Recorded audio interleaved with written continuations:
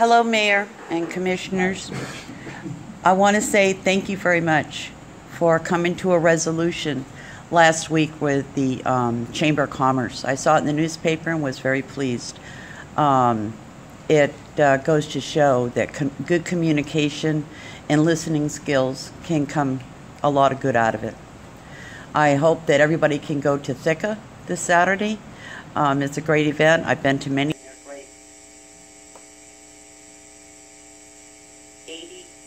88 days.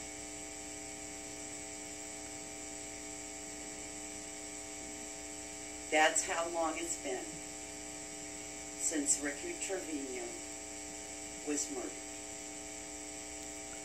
After his family called for help,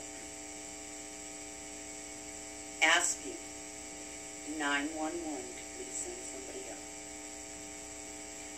Recently, there's been another murder in the city of San Benito. Witnesses are hesitant to come forward that are directly involved in this case and indirectly involved with this case. Makes you wonder why. Maybe the trust in the San Benito Police Department has dissolved to such a point that people do not feel comfortable calling and asking for help from those who are swore an oath to serve and protect. People have asked me, because I keep coming up here and bringing up his name, when am I going to stop? I'll stop when we have answers. Many have asked, do I hate cops? No, I don't hate cops. I hate bad cops. I very much dislike cover-up and corruption and secrets. San Benito's at a crisis point right now. You may or may not know it, but it's happening. And you up there represent us. We voted you in with confidence that you would take care of our best interests as citizens, to protect us, to serve us, to help us, to make us proud to be San Benito citizens. It's very difficult right now. Thank you. Thank you, Ms. Perez. Anyone else? Concerned citizen San Benito. This is to submit a no-confidence letter for the police chief, Michael Galvan. On November 7, 2018, Marta Moreno went missing, called her parents that she was stuck in a ditch. The family got frustrated when no action was taken by the San Benito Police Department until 3 days later was a detective assigned to it. December 7, 2018, the chase of Ricky Trevino. He was chased and got stuck in a ditch outside the city limits, shot several times when he had his hands up in surrender. Two families suffered a loss of their loved ones, not because of natural causes or an accident, but because Police Chief Galvan did not go by policies and procedures of the police manual. He's the one who's supposed to set the example and follow these rules and regulations.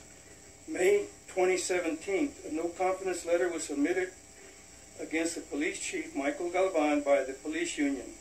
Many violations of personal policies and procedures were submitted. City manager took no action.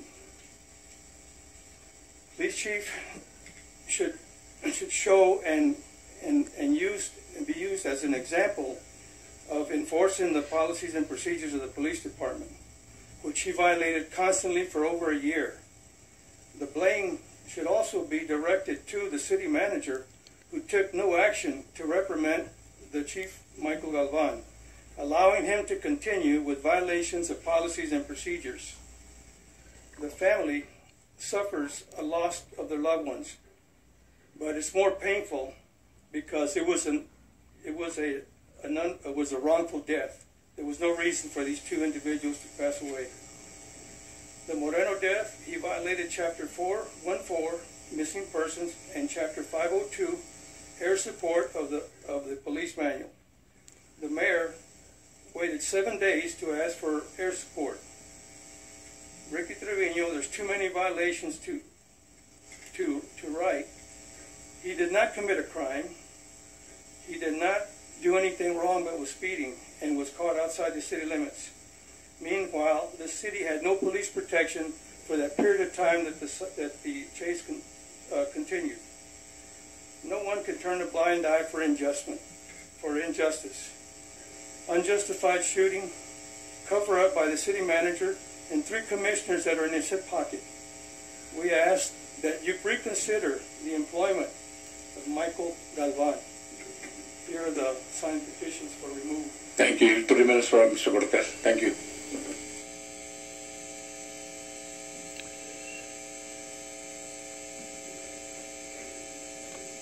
Good evening, Mayor. Good evening, Commission, Legal Secretary, and Legal Counsel. Just 2 brief statements here. One, the community would like to clarify chronological murders here. The first murder committed since December 2015, or way back when, was committed December 7th of this last year, and not this incident that took place about 2 weeks ago. That was not the first murder. And although El Ranchito is not San Benito city limits, that first murder was committed by San Benito City Law Enforcement Agency. Now, meanwhile, Navarro, which is a member of your municipal league, continues to make excuses for San Benito's city administration and its commission. And the community does deserve better than this. The identification of those officers would in no way affect the investigation of Ricardo Trevino III's murder. This is a very sad situation for the community. We seek justice. Thank you. Thank you, Mr. Benavides. Flores, please. Ms. Flores. Good evening. Good evening. As you all are aware, I am the mother of Ricardo Trevino III. And I stand here not to bash you all as the leaders of our community, which trust has been broken. I stand here before you to let you know that I continue to pray for you and your family, including the 5 officers that took my son's life that day, where my son was brutally murdered. May your families never have to endure the pain that I will live with for the rest of my life. From having to randomly call my son just to remind myself that he is no longer here. May you never have to endure that pain. May no other family here within the city have to endure a pain due to the lack of you all's leadership. For my son's blood is upon your hands for not taking when it was brought to you in regards of any concerns that the community had.